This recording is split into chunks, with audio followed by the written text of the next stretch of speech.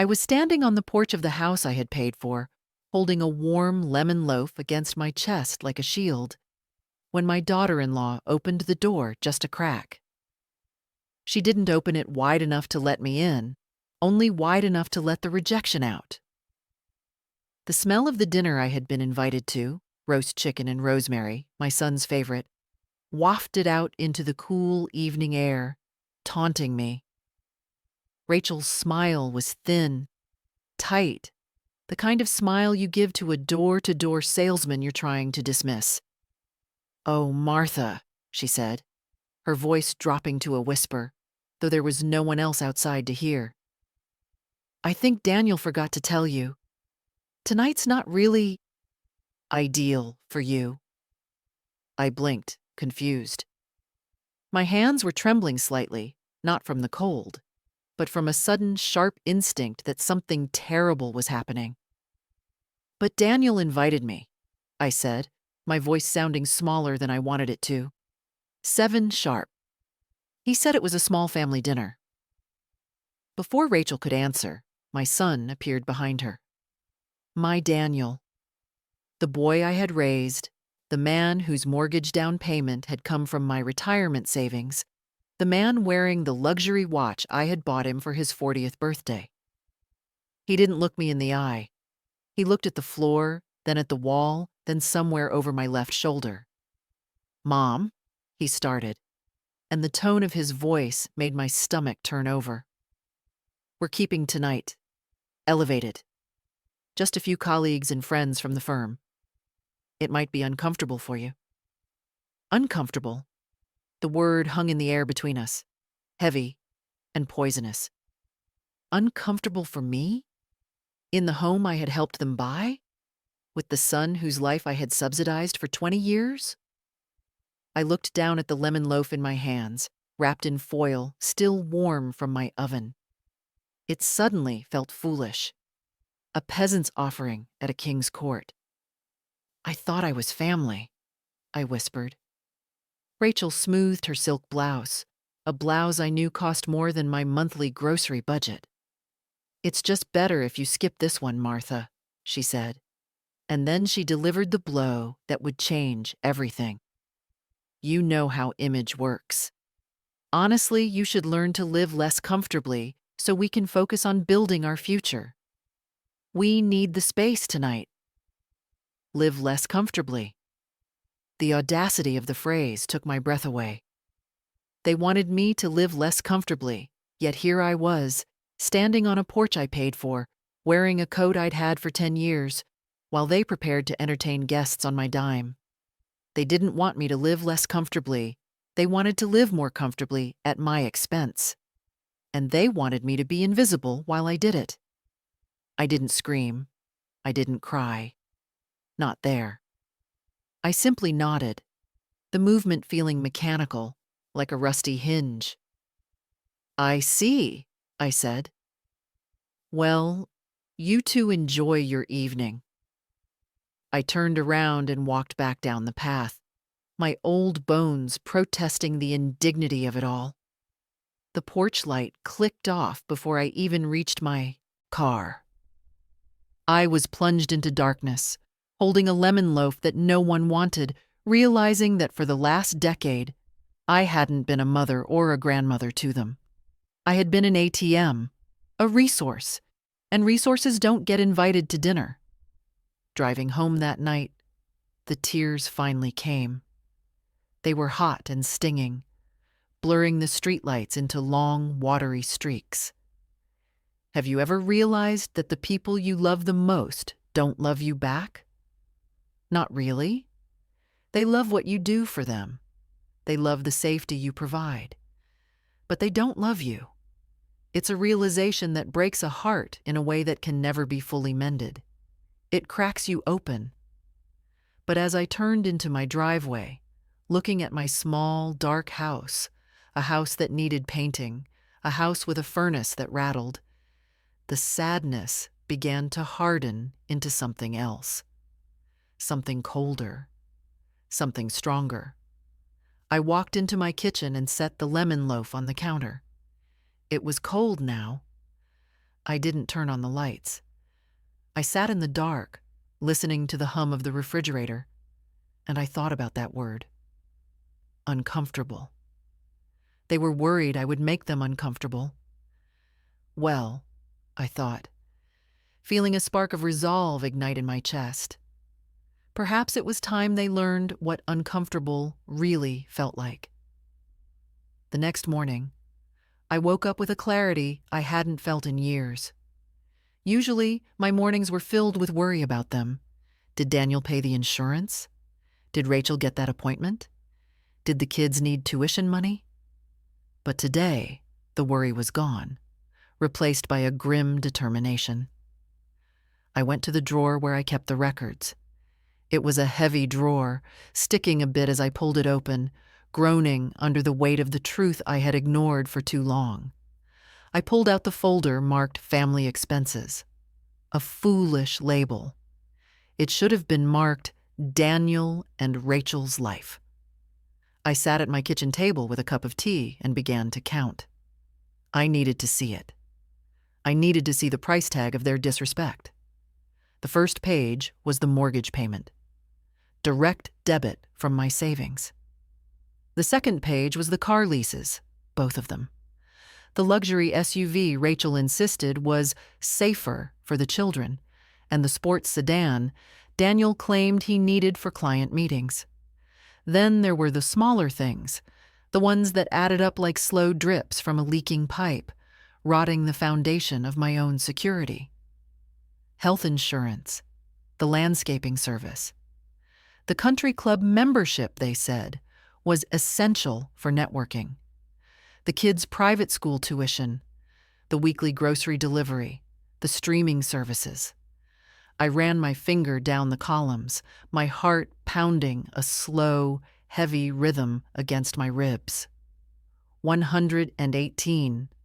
There were 118 active recurring payments flowing from my accounts into their lives. 118 ways I was keeping them afloat. 118 reasons they felt comfortable enough to close the door in my face. I stared at the total at the bottom of the page. It was staggering. It was more than my husband George and I had lived on in a year when we were first married. I thought about Rachel's comment. You should live less comfortably. I looked around my kitchen. My countertops were laminate, peeling slightly at the edges. My stove was 20 years old. I darned my own socks. I clipped coupons for tea. I had been living less comfortably for years so they could live like royalty. A wave of nausea washed over me, followed immediately by a wave of fury. It wasn't the money, really. A mother gives what she has. It was the contempt. It was the fact that they took the money with one hand and pushed me away with the other. They thought this lifestyle was their birthright. They thought they had achieved it. They had forgotten who built the floor they were standing on. I closed the folder. The sound was soft, a mere whisper of paper against paper. But in the quiet of my kitchen, it sounded like a gavel coming down. I knew what I had to do, but I also knew that once I started, there was no going back. This wasn't a punishment. A punishment is temporary. This was an eviction. I was evicting them from the bank of Mom. My phone rang then. It was Daniel. For a second, a foolish, hopeful second, I thought maybe he was calling to apologize. Maybe he had realized how cruel they had been. I picked it up. Mom, he said, his voice rushed, no greeting. I forgot to mention the landscapers are coming tomorrow, but I think the card on file might have expired. Can you check that for me? They charged me a late fee last time. My hand tightened around the phone until my knuckles turned white. No apology. No mention of the dinner. Just a demand. Just an expectation that I was his secretary and his financier rolled into one. I'll look into it, I said, my voice steady, betraying nothing of the storm raging inside me. Great, Thanks. Gotta run. Meeting in 5.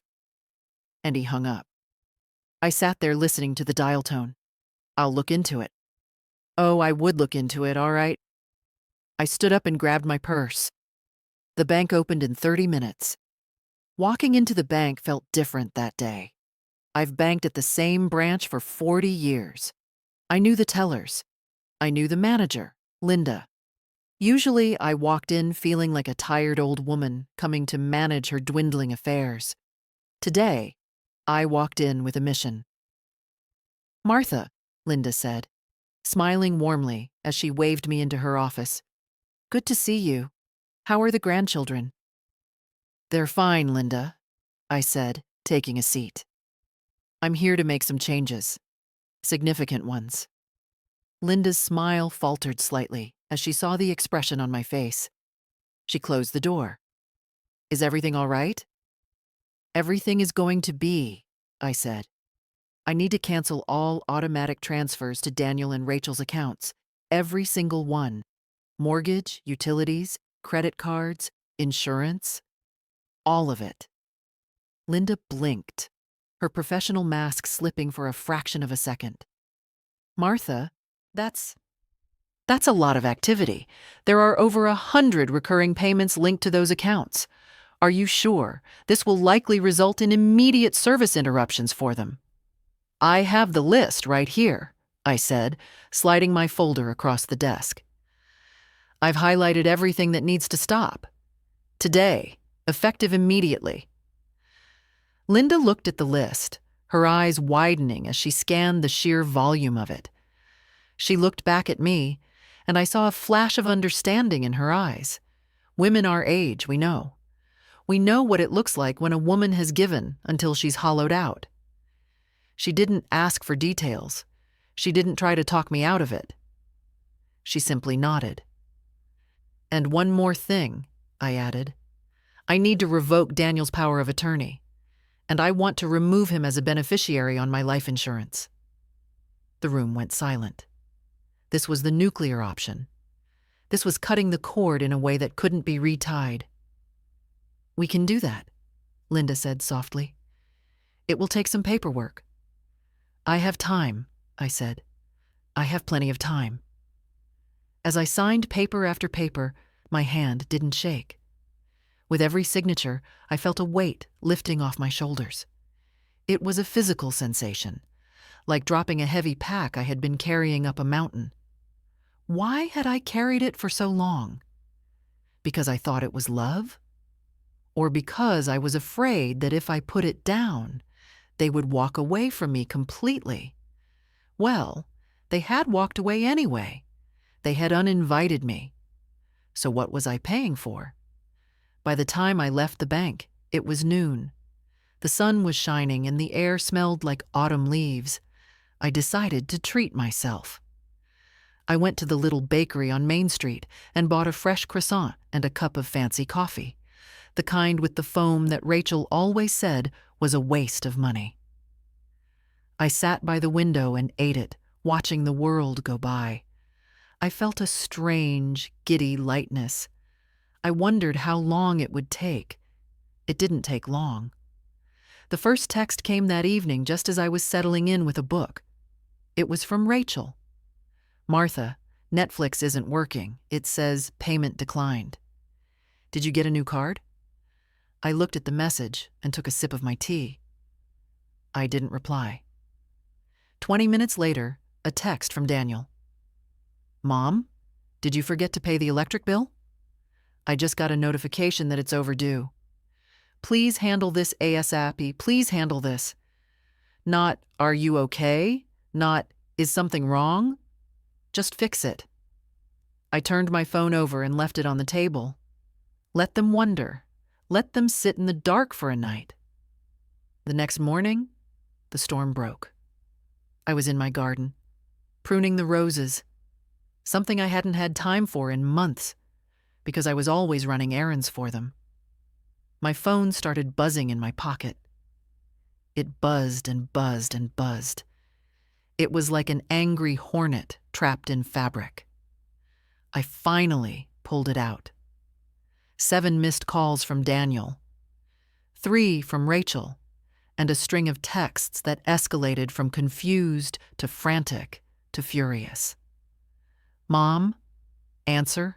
The phone. The mortgage payment bounced. The bank says the account is frozen. What is going on? Rachel is freaking out. Call me now. I put the phone back in my pocket and clipped a dead bloom off the rose bush. Beauty requires pruning, my mother used to say. You have to cut back the dead weight so the plant can thrive. I understood that now in a way I never had before. I went inside and made myself lunch. As I was eating, I heard a car screech into my driveway. I didn't need to look out the window to know who it was. The heavy footsteps on the porch told me everything. The door flew open. He didn't even knock. Daniel stood there, his face red, his hair disheveled. He looked like a man whose world had just tilted on its axis. "Mom!" he shouted. "What did you do? The bank said you stopped everything, the mortgage, the cars, everything." I chewed my sandwich slowly and swallowed. I gestured to the chair opposite me. "Hello, Daniel. Would you like a sandwich?" "I don't want a sandwich," he yelled, pacing the small kitchen. "I want to know why my credit card was declined at the gas station. I want to know why the bank is calling me about the mortgage. Do you have any idea how embarrassing this is?" "Embarrassing?" I asked, keeping my voice level.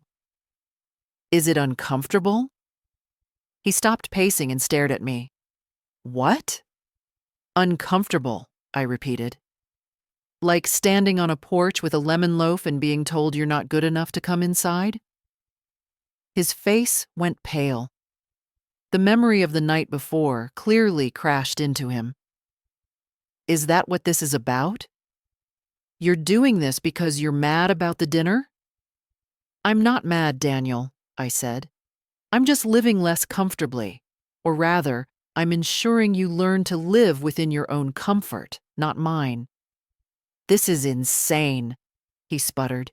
"You can't just cut us off. We have expenses. We have a lifestyle to maintain. The kids' tuition is due next week." "Then I suppose you should get your checkbook out," I said calmly. "I don't have that kind of money just sitting around," he shouted. "You know that. We rely on your help." "And that," I said, standing up, "is the problem. You don't rely on my help, Daniel. You rely on me entirely. You are 42 years old. You make a 6-figure salary. And yet, I pay for your socks. I pay for your wife's vitamins. I pay for the roof over your head. It's family money," he argued. "Dad wanted us to be taken care of." "Your father wanted you to be a man," I said, my voice hardening. "He wanted you to be independent. If he saw you now, a man who turns his mother away from his door because she's not elevated enough while driving a car she pays for, he would be ashamed." The word hung in the air. Ashamed. Daniel flinched as if I had slapped him. "You're ruining us," he whispered, the anger draining away into panic. "No," I said. "I'm saving you. Because right now, you are a parasite, Daniel, and I have let you be one. That is my failure. But I am correcting it today." He stared at me for a long time, his eyes searching mine for any sign of the pushover mother he had known his whole life.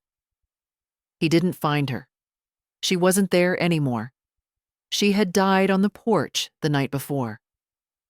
"Fix it," he said, his voice trembling. "Just fix it, Mom. Please." "I am fixing it," I said. "Now please leave my house.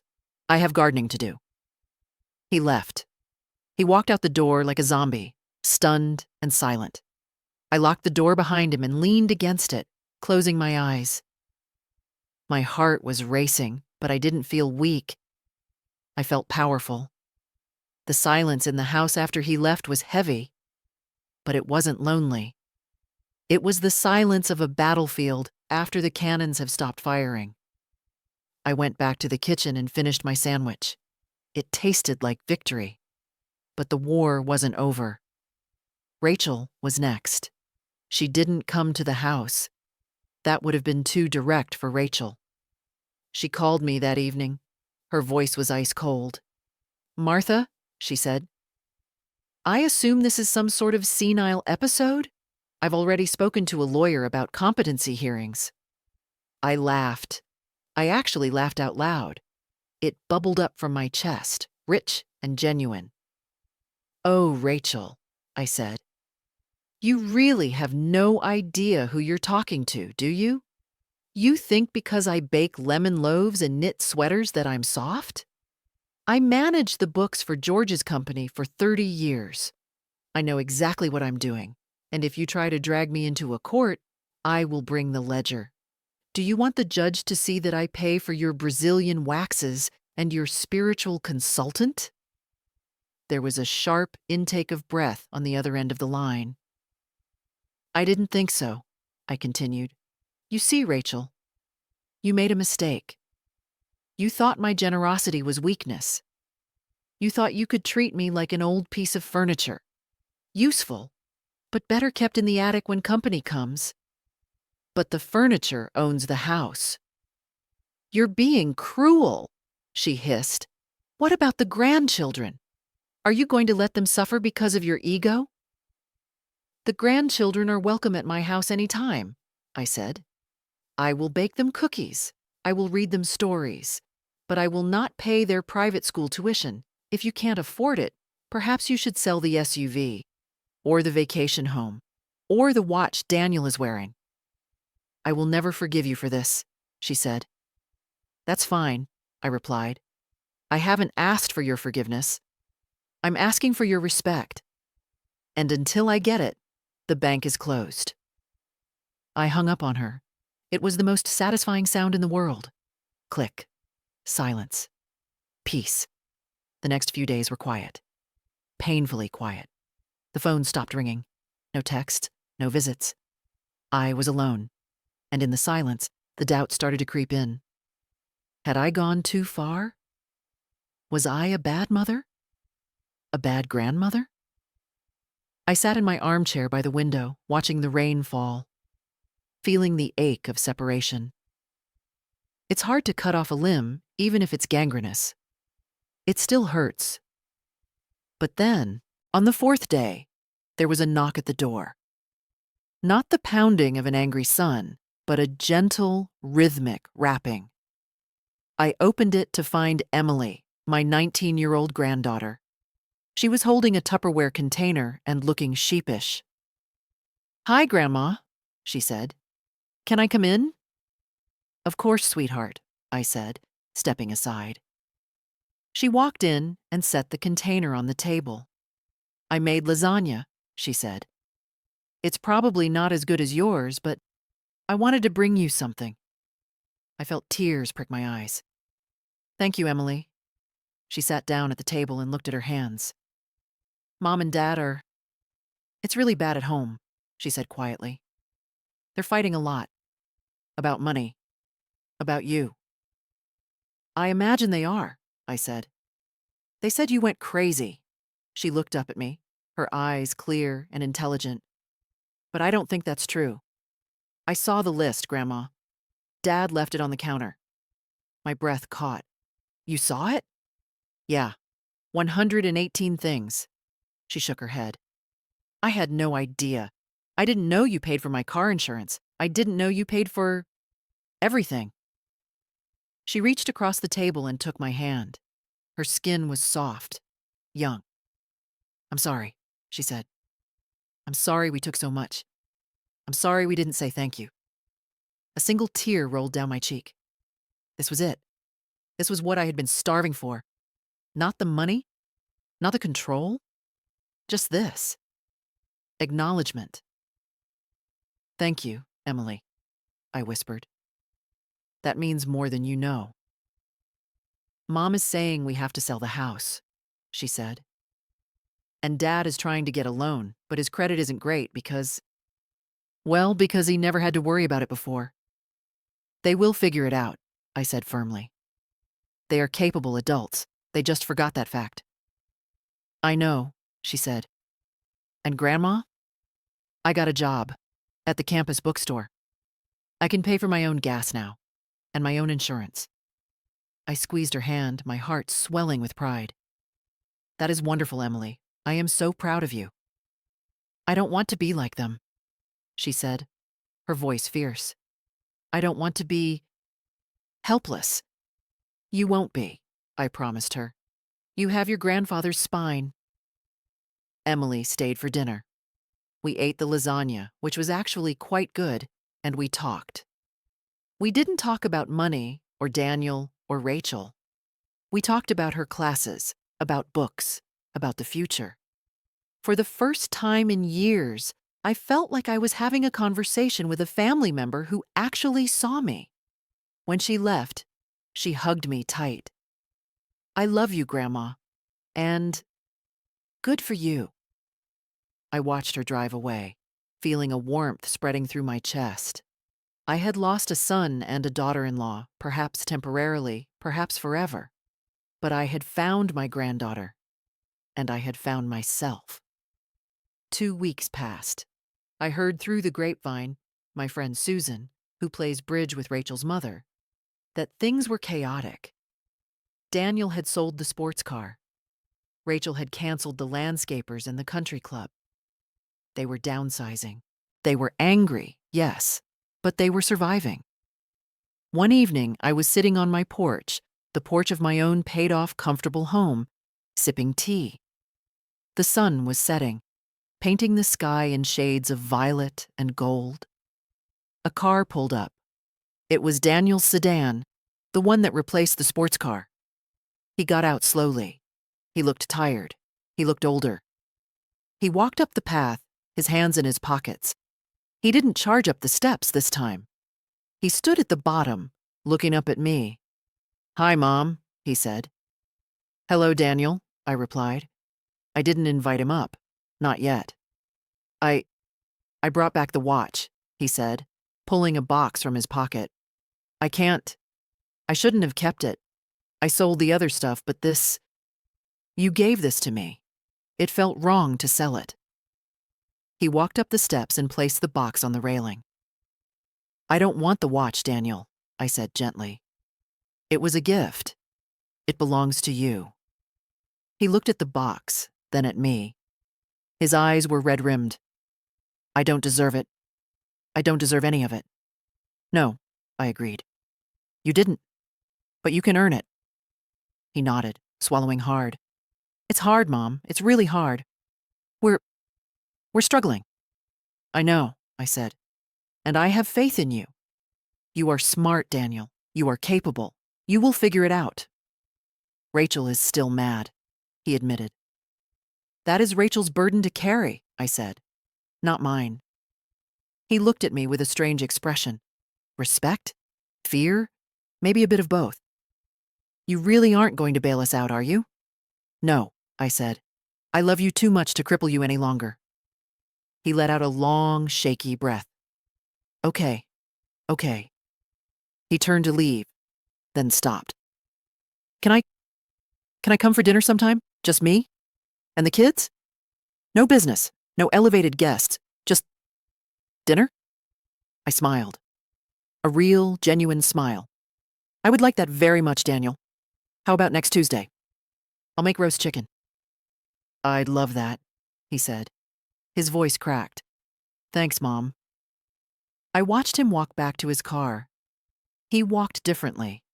He walked heavier, yes, carrying the weight of his own life. But he walked steadier. He was becoming a man, finally, at 42. I sat back in my chair and took a sip of my tea. The air was getting cool, but I didn't feel the chill. I felt warm. I felt whole. I had spent a lifetime thinking that love meant giving until there was nothing left. I thought that being a good mother meant being a doormat. But I had learned the hard way that you cannot buy respect. You cannot finance love. And sometimes, the most loving thing you can do is close the door. There is a peace that comes when you finally stop apologizing for taking up space in your own life. It's a quiet peace, a strong peace. I looked at the garden, at the roses I had pruned. They were already pushing out new growth, green and vibrant. I went inside and opened the drawer. The family expenses folder was still there. I took it out and walked to the trash can. I didn't need to burn it. I didn't need a ceremony. I just dropped it in. It was trash. It was the past. I walked into the living room and picked up my knitting. I had a sweater to finish for Emily. And maybe, just maybe, I would start one for myself. Cashmere. Something expensive. Something comfortable. Because I deserved to live comfortably too. I sat there in the quiet of my home, the home I owned, the life I owned, and I realized something profound. We spend so much of our lives trying to keep everyone else warm that we freeze to death. But not anymore. The fire in my hearth was burning bright, and for the first time in a long time, I was the one sitting closest to the flame. It's never too late, you know. It's never too late to reclaim your dignity. It's never too late to teach people how to treat you. It's never too late to say no. And to anyone listening who feels like a ghost in their own family, who feels like a wallet with a heartbeat, take it from me. Close the bank. Open your eyes. And let them learn to walk on their own 2 feet. It's the greatest gift you can give them. And it's the greatest gift you can give yourself. The lemon loaf that night? I ate a slice of it myself. And let me tell you, it was the sweetest thing I had ever tasted. If this story touched something in you, I'd love to hear about it in the comments. Have you ever had to make the hard choice between family obligation and your own peace? How did you find the strength to choose yourself? Remember, darling, it's never too late to come home to yourself. You are worth more than what you provide. You are worth more than what you give. You are simply worth it.